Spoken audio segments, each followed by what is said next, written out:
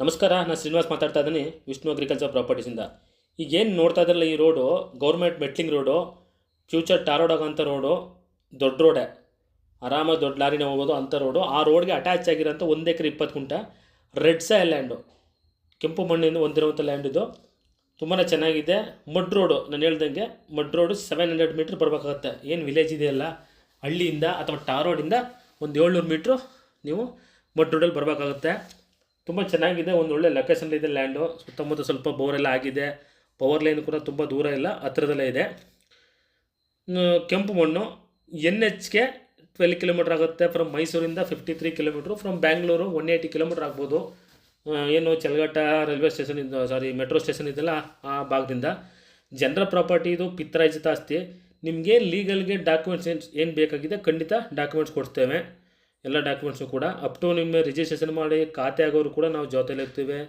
After registration ಕೂಡ ನಿಮಗೆ ಈ ಜಮೀನಿಗೆ ಫೆನ್ಸ್ ಹಾಕ್ಸ್ಕೊಡ್ಬೇಕಾ, ಬೋರ್ ಹಾಕ್ಸ್ಬೇಕಾ, ಅಥವಾ ಎಲೆಕ್ಟ್ರಿಸಿಟಿ ಕನೆಕ್ಷನ್ ಬೇಕು, ಏನು ಬೇಕು ಖಂಡಿತ ನಾವು ನಿಮಗೆ ಜೊತೆಲಿ ನಿಂತು ಹೆಲ್ಪ್ ಮಾಡ್ತೇವೆ.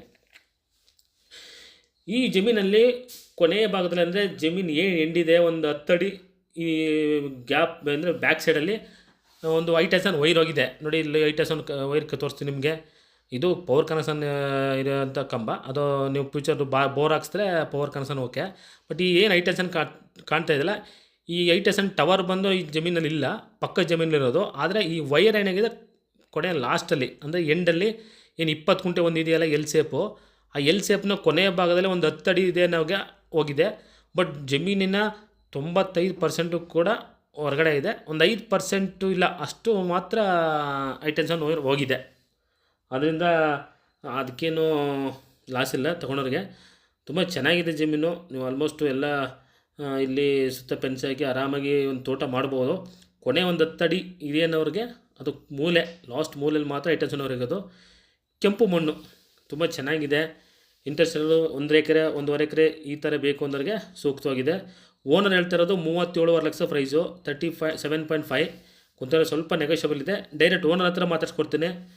37.5 ಲಕ್ಷ ಹೇಳ್ತಿರೋದು ಅವರು. ಕುಂತಲ್ಲಿ ಸ್ವಲ್ಪ ನೆಗೋಷಿಯಬಲ್ ಆಗುತ್ತೆ.